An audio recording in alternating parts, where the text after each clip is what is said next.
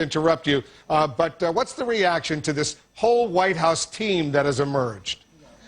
Well, again, people are very concerned about who it is they should be talking to. You're seeing in the middle of your picture now a person who's developed a reputation around the world as this inscrutable ideologue who believes in a fairly extreme view of what the President of the United States and the U.S. should be doing around the world. You know, essentially watching and presiding over a fractured and breaking up EU. That doesn't look like it's happening, at least not yet. The EU has fended off two existential threats with two recent elections, and they probably will in France and Germany as well. Very concerned also about Bannon and the others and their protectionism and what they call their economic nationalism. They believe in Europe that you can't have a protectionist policy because that will affect and hurt everybody, not just their questions, their citizens, but the U.S. as well. All right, Christian, hold on, because the President and the Chancellor, they are now walking in. Everyone is standing to receive them. The President will open first. Thank you very much.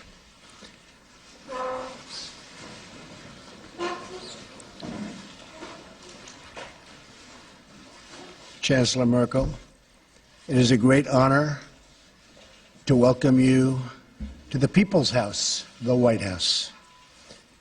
Our two nations share much in common, including our desire for security, prosperity, and peace.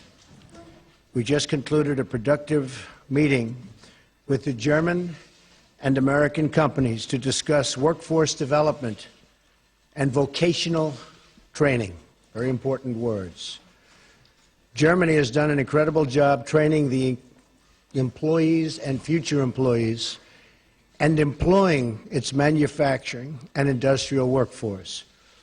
It's crucial that we provide our American workers with a really great employment outlook. And that includes making sure that we harness the full potential of women in our economy. My administration is in the process of rebuilding the American industrial base. A stronger America is in the interest, believe me, of the world as a whole. I reiterated to Chancellor Merkel my strong support for NATO, as well as the need for our NATO allies to pay their fair share for the cost of defense. Many nations owe vast sums of money from past years, and it is very unfair to the United States. These nations must pay what they owe. During our meeting, I thanked Chancellor Merkel for the German government's commitment to increase defense spending and work toward contributing at least 2% of GDP. I want to thank the Chancellor for her leadership in supporting NATO and its efforts in Afghanistan. This has come at significant cost, including the lives of over 50 German soldiers whose sacrifice we greatly honor. I also appreciate Chancellor Merkel's leadership, along with the French President, to resolve the conflict in Ukraine, where we ideally seek a peaceful solution. Most importantly, our two countries must continue to work together to protect our people from radical Islamic terrorism and to defeat ISIS. I applaud Chancellor Merkel for Germany's contributions, both civilian and military, as a counter-ISIS coalition member. We also recognize that immigration security is national security. We must protect our citizens from those who seek to spread terrorism, extremism, and violence inside our borders. Immigration is a privilege, not a right. And the safety of our citizens must always come first, without question. Over lunch, the Chancellor and I will talk about our economic partnership. We must work together towards fair and reciprocal trade policies that benefit both of our peoples. Millions of hardworking U.S. citizens have been left behind by international commerce, and together we can shape a future where all of our citizens have a path to financial security. The United States will respect historic institutions, and we will also recognize the right of free people to manage their own destiny. The close friendship between America and Germany is built on our shared values. We cherish individual rights, we uphold the rule of law, and we seek peace among nations. Our alliance is a symbol of strength and cooperation to the world. It is the foundation of a very, very hopeful future. Thank you. Sehr geehrter Herr Präsident, meine Damen und Herren, es ist mir eine große Freude, hier heute im Weißen Haus zu sein und mit Präsident Donald Trump ein erstes persönliches Gespräch zu führen. Ich habe im Vorfeld dieses Aufenthalts exchange of views. In the period leading up to this visit, I've always said it's much better to talk to one another and not about one another, and I think our conversation proved this. We talked about the international situation. We talked about also apprenticeship programs when we met with CEOs and apprentices around a round table.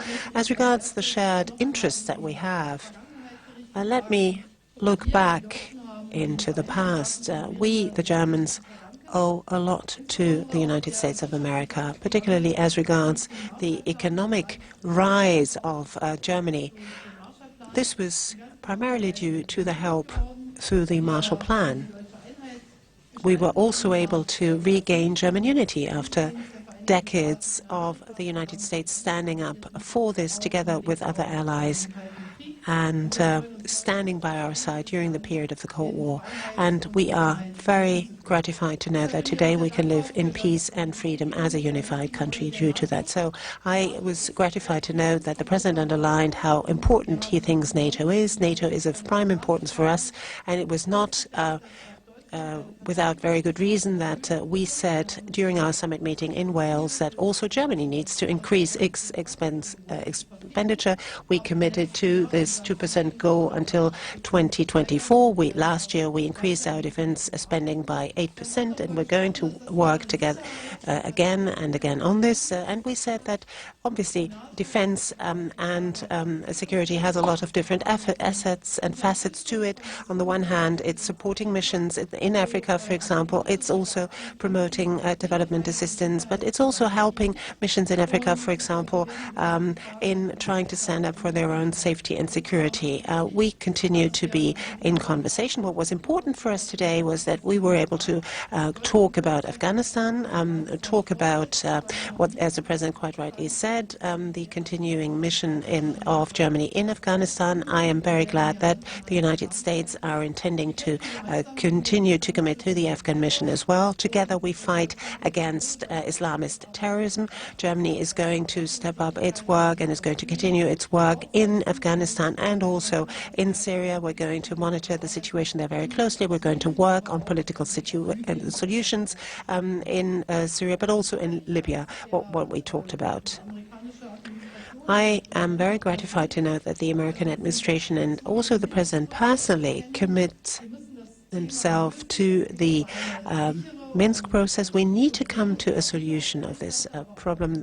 There has to be a safe and secure solution for Ukraine, but the relationship with Russia has to be improved as well. Once the situation there on the ground is clarified, Minsk is a good basis, but unfortunately we haven't made yet the headway that we want to, but we are going to work together with our experts in the next few months to come on this issue. I am also here in my capacity as G20 President. You know that we will be hosting the G20 the G20 summit, this year, and I'm very pleased that the President has committed to attending this summit. We're going to talk at some length over lunch about the issues.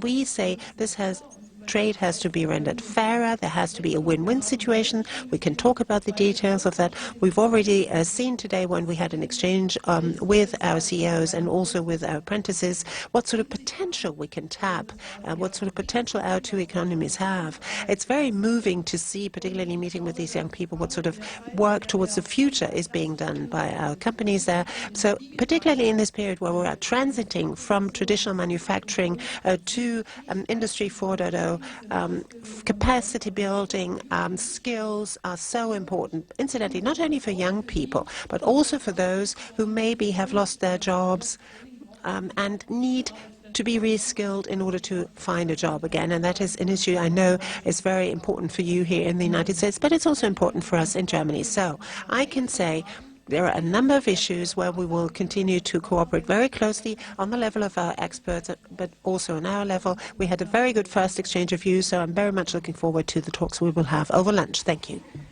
Thank you very much. We'll do a couple of questions. Mark Halpern. A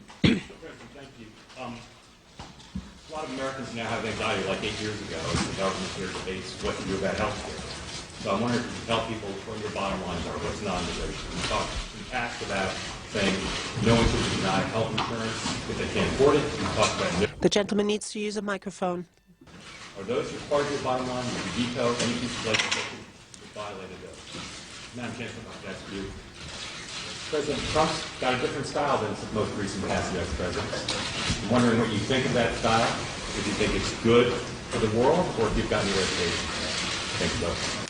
Thank you, Mark. We just have a really wonderful group of people meeting later. We met with 12 pretty much no's in Congress. You saw that a little while ago, and they went from all no's to all yeses.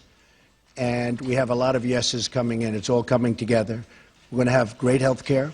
It's going to be passed, I believe, I think, substantially and pretty quickly. It's coming together beautifully.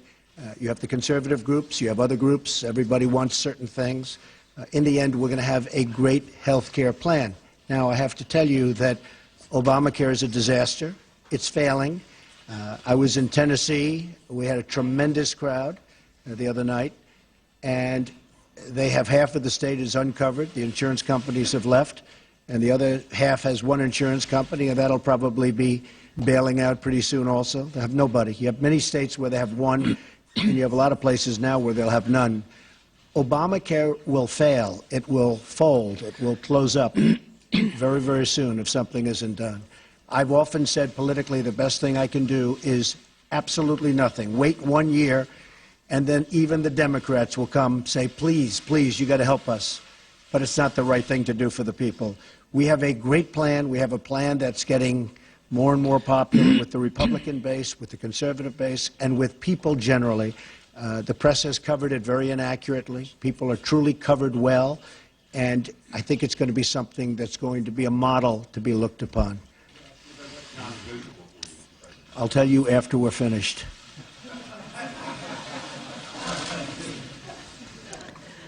Ja, danke schön.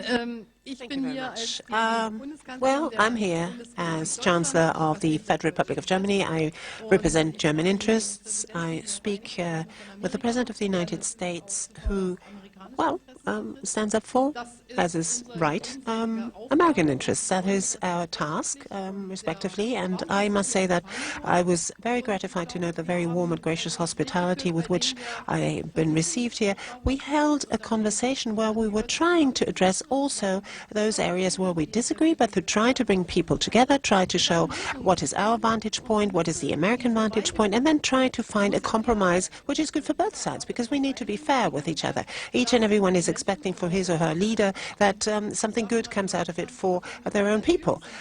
For Germany, I can say, well, people are different.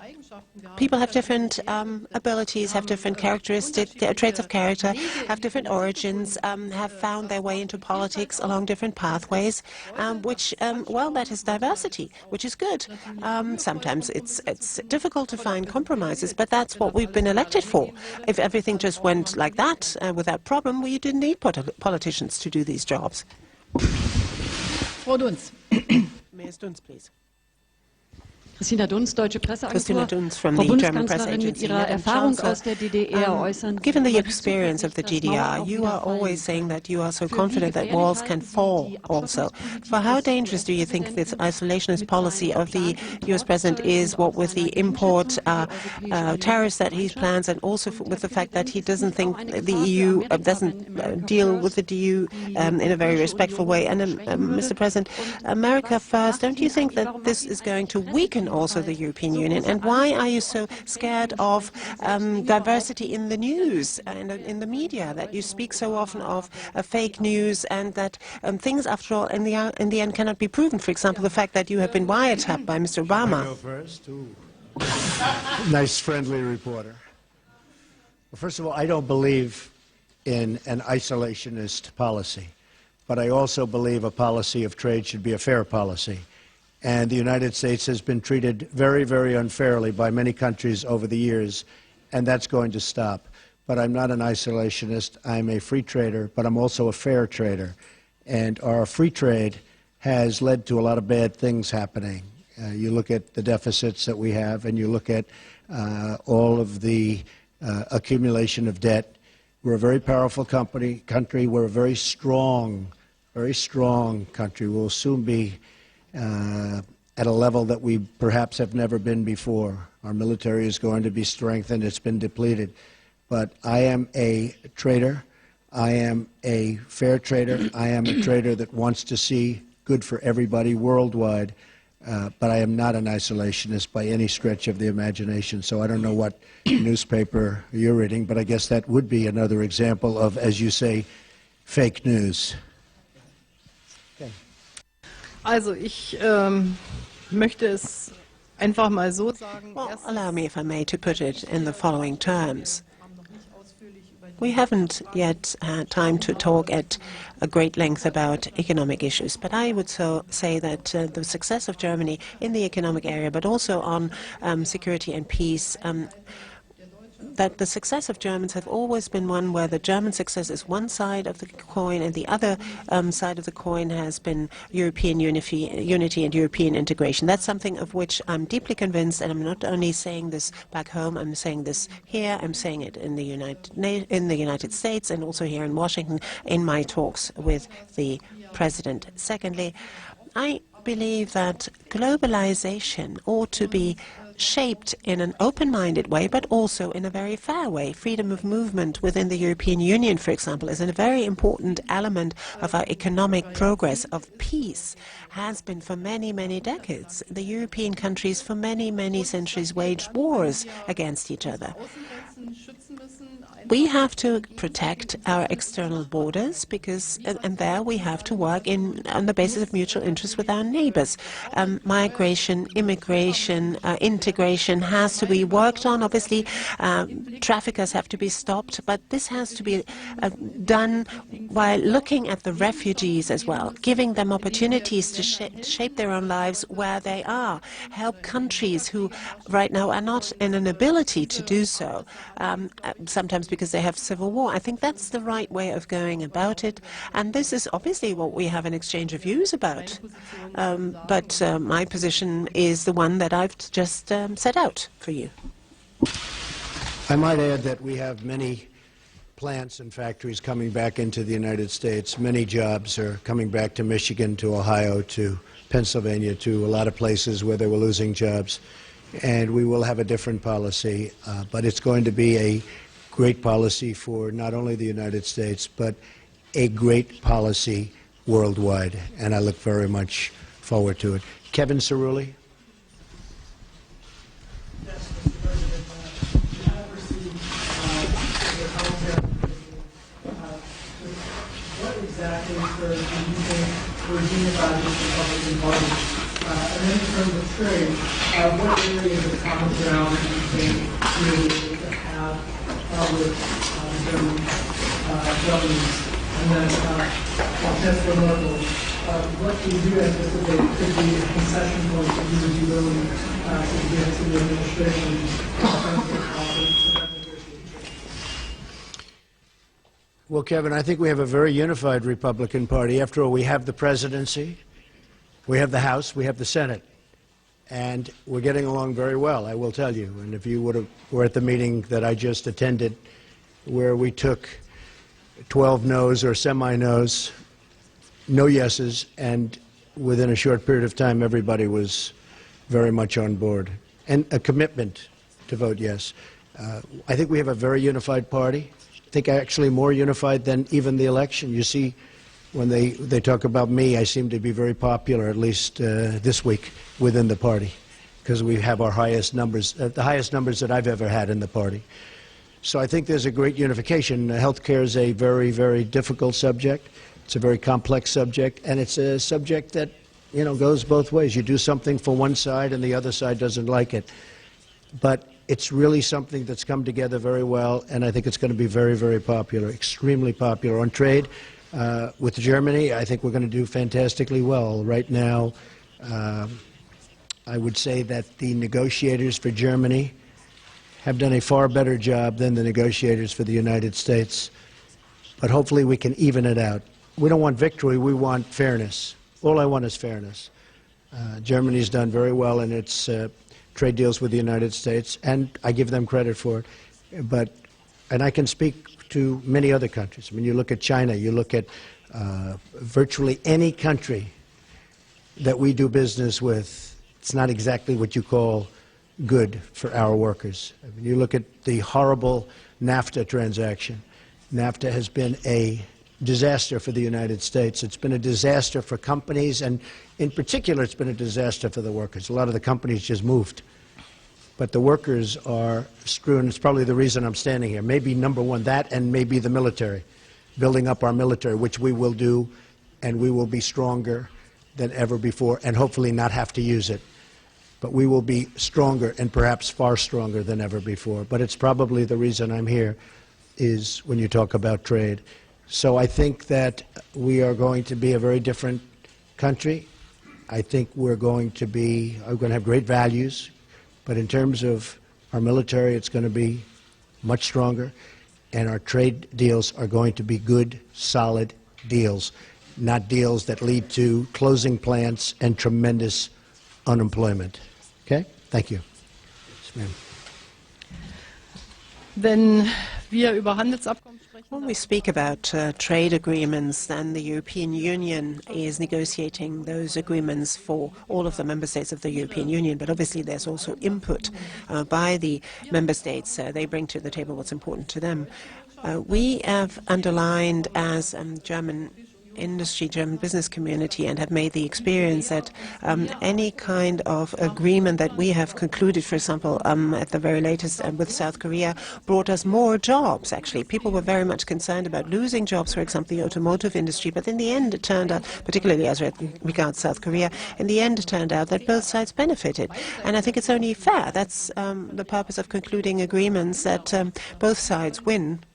And that is the sort of spirit, I think, in which we ought to be guided in negotiating any agreement between the United States of America and the EU. I hope that we can resume the agreement that we started. We have just now concluded an agreement with Canada, and I hope that we will come back to the table and talk about the agreement between EU and the US again. Mr. Graf, please. Thank you. Ansgar Graf from Die Welt. Madam Chancellor, a question addressed to you. Today we're talking about trade. The President in the past always said that he doesn't like multilateral trade agreements but prefers bilateral trade agreements. Do you think, from the EU's point of view, TTIP is a bilateral agreement with Washington on one side, the EU on the other side? Now, is the problem maybe that America, the President of the United States, and the Europeans have a basically different understanding of what the EU is all about? That's my question addressed to you. And, Mr. President, my question addressed to you, if I may. Rejected White House claims that the alleged wiretapping on you, on the Trump Tower, on Trump Organization, or on members of your campaign was that British intelligence was either responsible for it or involved in it. After these claims are rejected, what is your take on that? Are there other suspects, or do you think it was a mistake to blame British intelligence for this. And by the way, my second question, are there from time to time tweets that you regret in hindsight? Very seldom. Very seldom, Very and seldom. you would have, so you never would have Very wished seldom. not to have Probably tweeted wouldn't be here something. right now, but so very seldom. We have a tremendous group of people that listen, and I can get around the media when the media doesn't tell the truth, so I like that. As far as wiretapping, I guess, by this past administration, at least we have something in common, perhaps.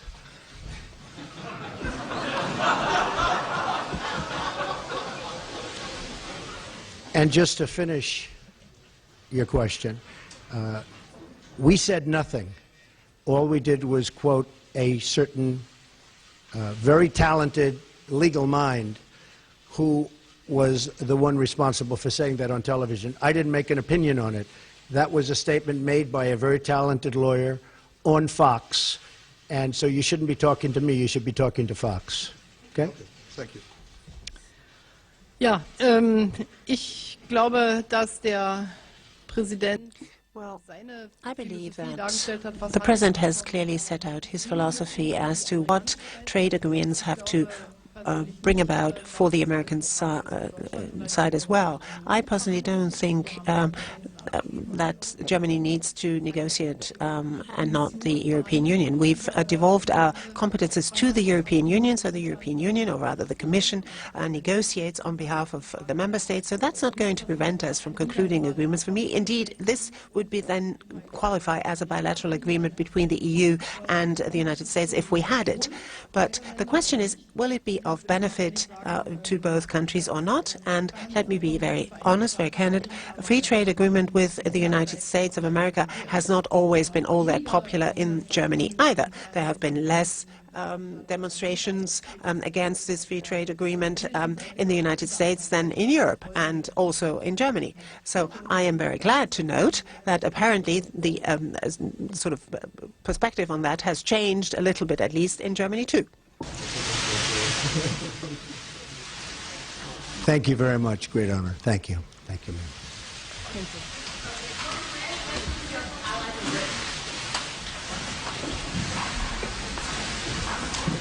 The President of the United States, the Chancellor of Germany, wrapping up their news conference. They dealt with several very important issues, perhaps most surprisingly, right at the very end in response to a question from a German reporter. The President seemingly wanted to joke about being wiretapped, clearly recalling that Angela Merkel had been wiretapped, had been monitored during the Obama administration. And then he pointedly says, at least we have something in common, seeming to suggest he still believes he, too, was wiretapped. He also didn't walk away from that assertion, the claim yesterday by the White House press secretary, quoting from a Fox News legal analyst, Judge Napolitano, that British intelligence was wiretapping, was surveying Trump Tower during the campaign on behalf of the Obama administration. The president simply saying he's a very talented legal mind on Fox, talked to Fox about that, but not apologizing to the British government, even after the British intelligence community said it was nonsense, it was ridiculous, that entire report. Lots to discuss. I want to bring in